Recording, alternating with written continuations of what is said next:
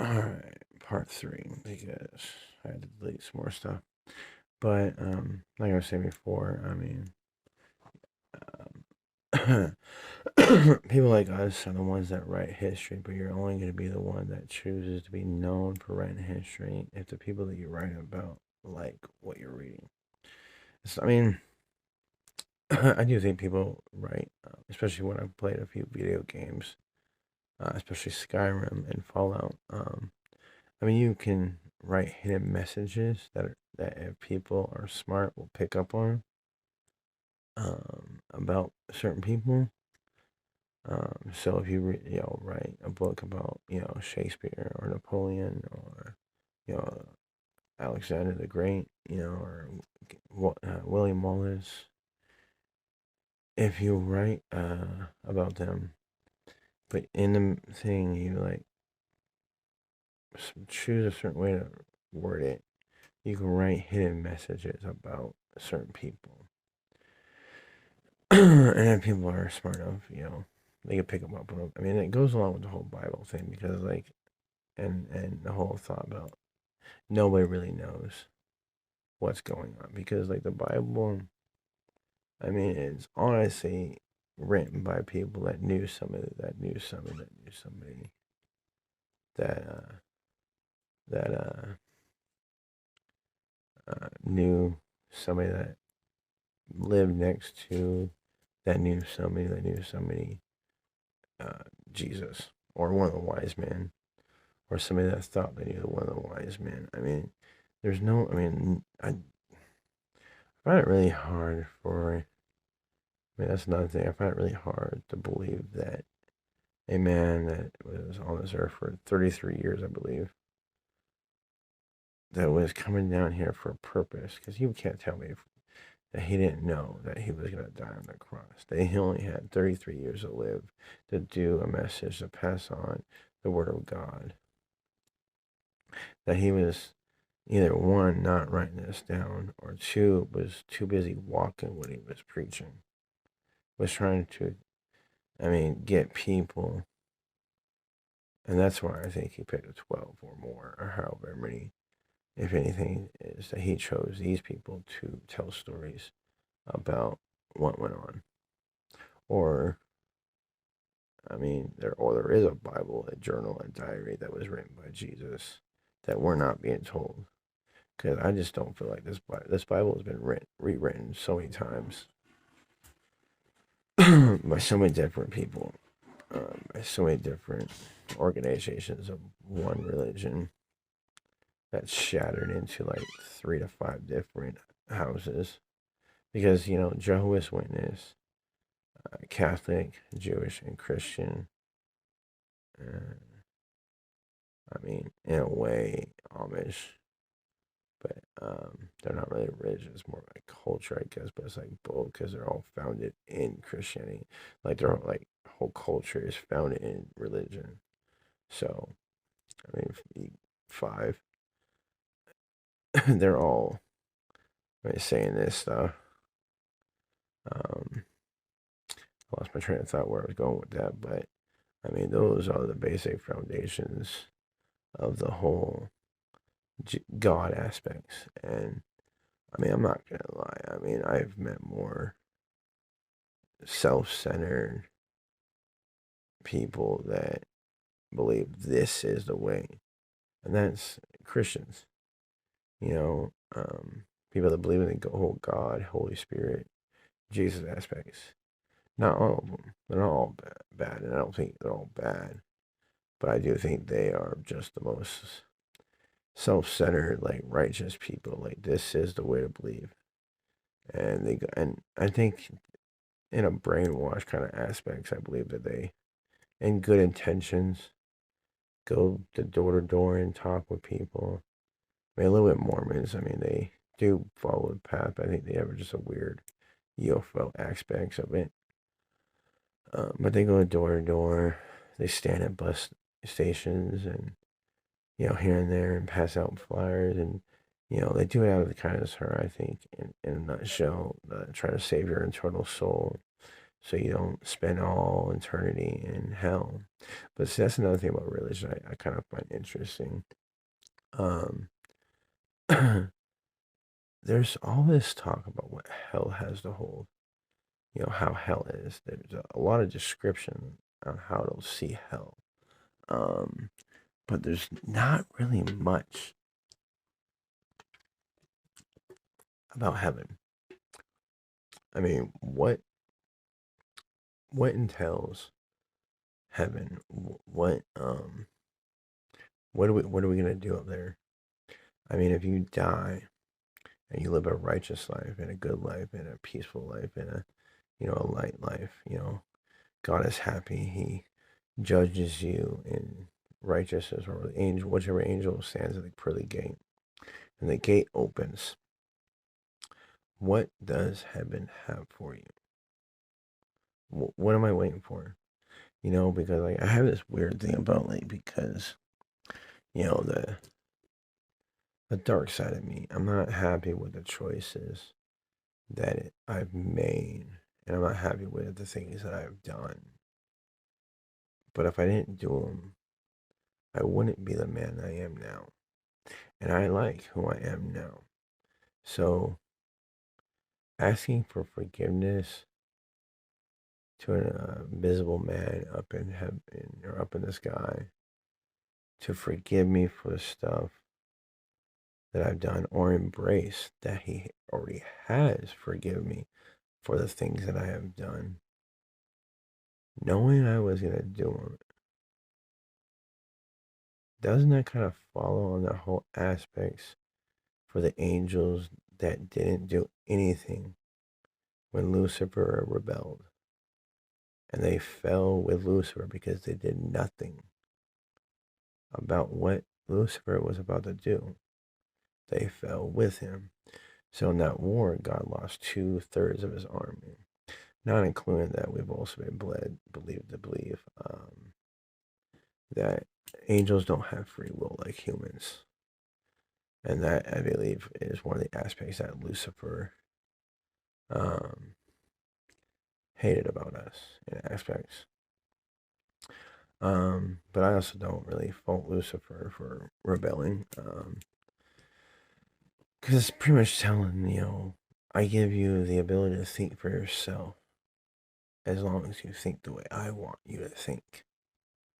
I don't really, these are my own personal thoughts of what I've actually come to read in the Bible and watching movies and other people's theories and drama aspects on how they see religion, understand religion, especially that show Lucifer, or um, Supernatural, like it, or a lot of other stuff, and how to see angels.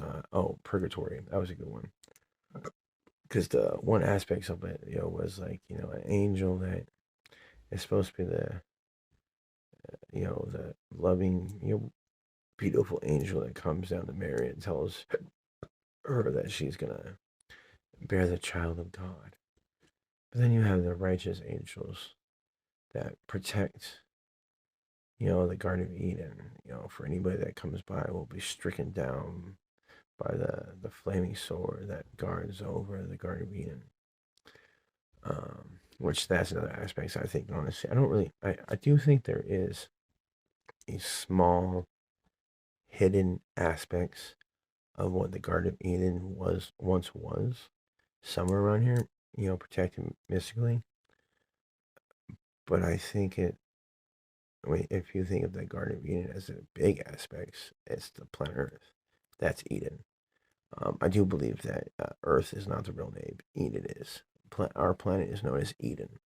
That's the true name of our planet, or in some form of like that. I don't think it's Earth. I don't like Earth. I think it's like the slave name that was slapped on our planet, just like America was a slapped on name. And I mean, Africa and Russia and Ukraine, I think those are slapped on names. I mean, all of this land is the foundation of our planet. So, I mean, yes, over there's Russia, and more Russians are known over there. They have their accents and their culture and all that. But we all live on one planet. And I think if we can actually just, that's why I think, honestly, a one world government is actually a good thing, but it has to be done the right way. So we can just get away from, I mean, if you want any form of, you know, Star Trek, where, or even Guardians of the Galaxy or that kind of aspects, or you're gonna need a one world government to where we could take all the resources, all the military, and form them into one. So our planet doesn't have just this, but it has one. And I mean, you can even honestly build an Arthur Council where all the governments, yeah, at first, maybe will blend in and become something else, but have all the houses sit at an equal level where I'm not trying to get over you. You're not trying to get over me, even though we all know that's full of shit because look at our governments now. But we have a common goal to bring all of our resources and all of our military and all of our power into one house and build, something. And I think have all the heads decide, build on, and bring it to the people on, what they think of this and not be open with them. Maybe keep a few things. I'm not going to say tell humans everything because I do believe in men in black aspects to where, one person can handle something, but more than that, can't deal with it. Us as a whole, we can't handle the truth. Individuals, I think, can, or they could work on dealing with it. But as a whole, no, we can't deal with it. It's the whole belief of the Chinese whisper where I tell you something and then somebody else tells you and tells you and tells you until by the time it comes back around to me, I don't even recognize the story. Um, but I don't know. This just has to go with like government aspects. I mean, really now government aspects, but it was religious. But I think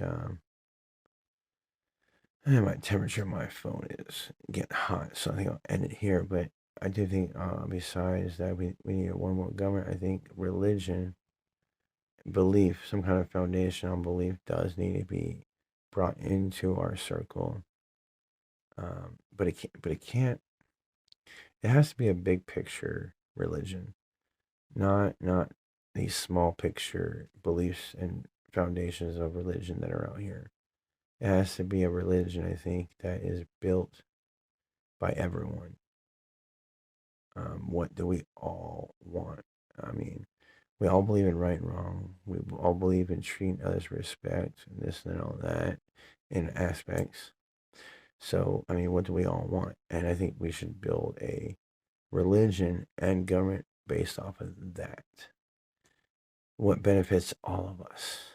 What benefits everybody? What benefits my children, your neighbor's children, and yes, even your enemy's children? Um, we need to stop crying over spilt milk. We need to stop bitching about stupid issues. Um, but we need to bring I mean emotions and religion, personal belief. We can bring into it aspects, but our foundation needs to be science, truth, logic, fact, reasoning, reality, things that we can prove that is. Um, that's how it is. I mean, there is no other way to look at it but this. You can have your personal opinions on it. You can have your personal thoughts and theories on it. But until you can prove that I'm wrong, this is how it is. And I'm willing to have an open mind with you. I'm willing to, I mean, I have no problem admitting that I'm wrong if you come up with a better and it's not just two people. I think that's why it needs to have a bigger, uh, I don't know, a glitch out there, but a bigger council to have more people to bounce it back and forth with each other. And I'm going to end it because my phone's overheating and glitching. And we'll get back to you if people want to hit me up. My first video has my number in it. I haven't taken that down. It's still the same. Or they can, I don't know, tag me in a video. But I wouldn't mind chit-chat with somebody to pass some ideas back and forth. I have a big aspect of understanding for religion, belief, the path you walk, government that you think we have, that you want, that you think we deserve, the way that biology is spoken. But I believe in truth and balance, energy, frequency, pulse, because I think that's in everything. I think everything has a frequency based off of the atoms that are vibrating. They give us form and shape. But yeah, but end this video because my video is really glitching and I don't know if you're going to be able to hear a lot of what I'm saying right now. So, catch you later.